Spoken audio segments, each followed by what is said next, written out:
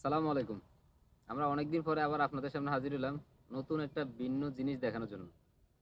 আমরা অনেকে পেয়ারার প্রতি খুবই আসক্ত, কিন্তু এই জন্য আমরা কি করি, আমাদের অনেকগুলা পেয়ারা গাছ লাগাই, যাতে পরিচর্যা কষ্ট সবকিছু অনেক বেশি হচ্ছে, কিন্তু ফলাফল কম।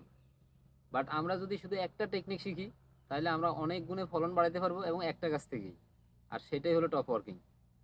আমরা এখন যে গাছটি নিচে সাথে আছি, এটা হলো মূলত একটা মাধবী পেয়ারা। দেখুন এইখানে এই পেয়ারার পাতাগুলো দেখুন, আর এটার পাতাটা একটু দেখুন, দুটো কিন্তু ভিন্ন। এটা হলো মূলত মাতৃগাছ, আর এটা হলো আমরা নতুন আরেকটা জাত প্রতিস্থাপন করেছিলাম।